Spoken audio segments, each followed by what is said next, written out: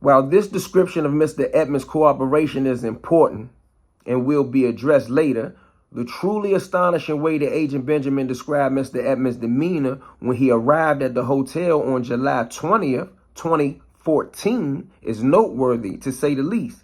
Agent Benjamin describes this encounter as one of his extraordinary moments in law enforcement and specifically describes Mr. Edmond's demeanor as extraordinarily calm.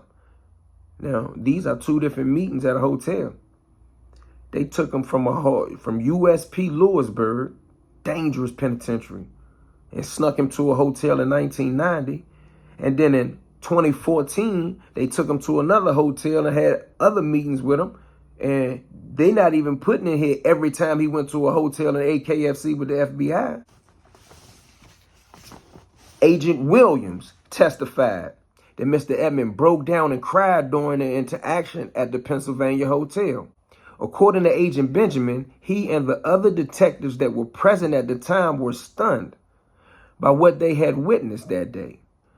U.S. Attorney John Dominguez, big-time DA, prosecuted Alpo, Wayne Prey, all different type of people. John Dominguez testified about Mr. Edmond's remarkable phrase, "What took you so long?" Now, when I read this and I was reading the case, I had to stop to read it again. I was like, are they joking? Are they playing? Are they trying to make Ray seem like, funny? But as I read it, they're not playing. They said this many times throughout the transcript. I'm not going to read the whole transcript to you, but just imagine this dude. This dude's supposed to be a big-time D-boy in Lewisburg with all the steppers. He done got snuck out of the penitentiary to a hotel. They present evidence, got all the wiretaps of all the bricks being slung, all the three-way calls of Columbia. And the first thing he say when he get down there and he look at that bucket of KFC is, "What took y'all so long?" Like, you see what type of dudes is in the game, bro? And dudes are, like I be getting phone calls and messages about dudes talking about, "Oh, why you talking about Ray?" Look at this behavior. Look at this behavior right here, bro. Asking agents what took them so long to come to him was not so much a question as it was a declaration of relief. He was ready to tell. It is important to take a moment and discuss this statement as it is one of the purest reflections of Mr. Edmond's mindset at the time. This is the FBI speaking.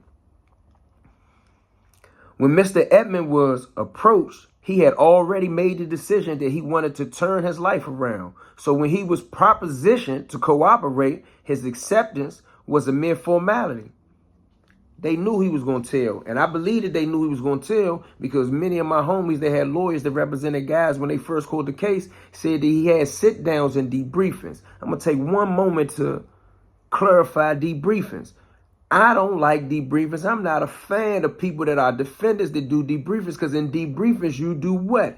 You talk and you divulge information. He had debriefings before they even went to trial on the big case that he didn't tell on nobody on. The feds knew in a matter of time he was going to break. In addition to breaking down that day, Mr. Edmond told officers, "I didn't know how to get out of this," referring to his illegal drug trade activity. "I got started and I didn't know how to stop it. I'm ready to stop it. Maybe I can do good now." The agent testified about Mr. Edmond's remarkable phrase, "What took you so long?" Now, on July, we're going to step back again to another episode in his debriefing and his cooperation. On July 20 of 1994, Mr. Edmond had been looking for a way out of the drug business. This according to the FBI.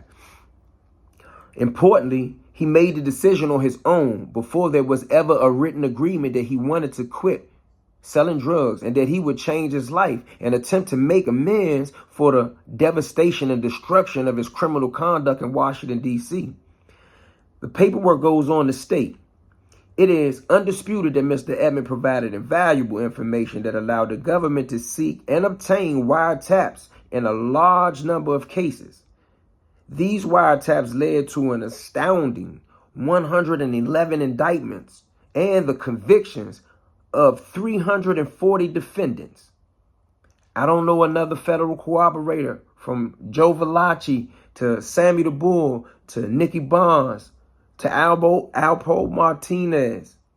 I don't know another cooperator that has helped in the astounding number of indictments of 111 and 340 defendants being convicted.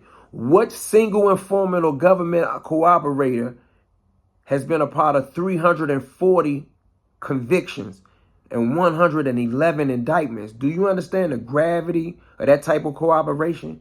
He was more than just a cooperator. He's almost like an agent. And you got agents that don't have 340 defendants convicted on a case. The information that Mr. Edmond provided was very important and crucial information to those prosecutions. U.S. Attorney John Dominguez described that the government used Mr. Edmond as a compass. We all know what a compass is. U.S. Attorney John Dominguez said that the U.S. government used Rayful Edmond as a compass.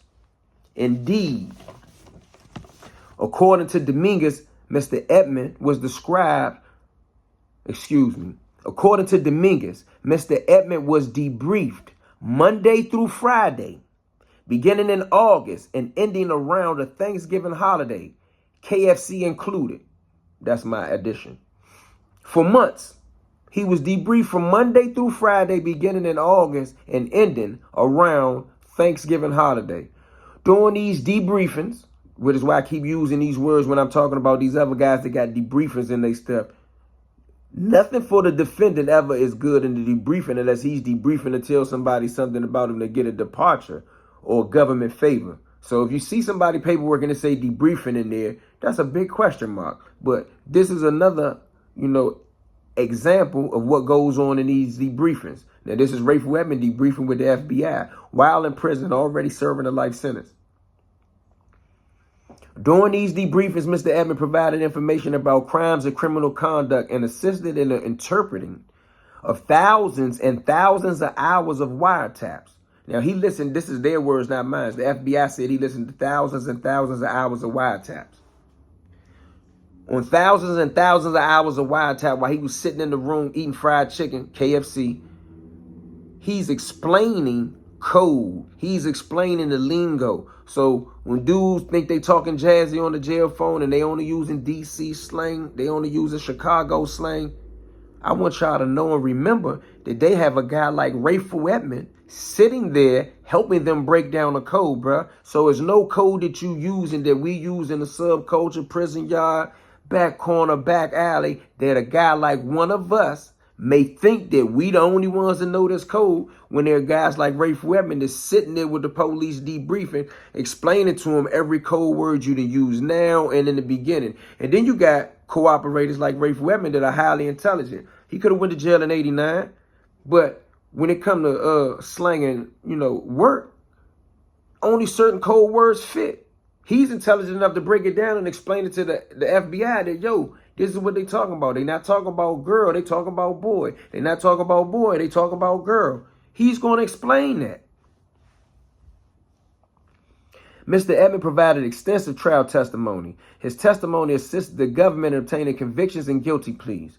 The court also heard from MPD officer Barbara Watkins. Now, this is a local D.C. police officer. The court also heard from MPD officer Barbara Watkins, who testified that Mr. Edmond gave information regarding 4 or 5 different cases. Now, these cases the people don't even talk about when they talk about his cooperation with the drug cases. Most notably, Edmond testified in the trial of Kevin Gray for about 4 or 5 days and gave extensive testimony that resulted in Mr. Gray's conviction. Many of us in Washington, D.C. still have, love and admiration for Kevin Gray. And many of us believe that, he's wrongfully convicted. And for us to sit here and talk about Rayful Edmond testifying on him, and like many people said, even lying on him, it resulted in the conviction of someone else. The testimony and cooperation in the Kevin Gray case were significant, as the Kevin Gray trial involved one of the larger or more violent groups ever prosecuted in Washington, D.C. history.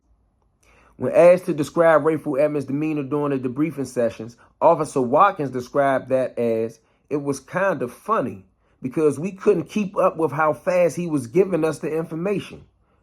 So we were trying to write, and he's steadily pouring out information. So he was very upfront and informative. Although Amy Jeffers, the prosecutor in the Kevin Gray case, was not available to testify on Rayful Edmond's behalf to describe in detail the intricacies of his testimony and his information, Metropolitan Police Officer Watkins explained that anything that you asked, he knew. Rayful Edmond was also produced to testify as a witness for the government in a case in North Carolina. Something he don't have nothing to do with. He an expert witness at this point. Mr. Edmond provided testimony by the BOP U.S. Marshals as a witness in that case to the assistant U.S. attorney. But the case ended up not going to trial and was resolved by a plea deal.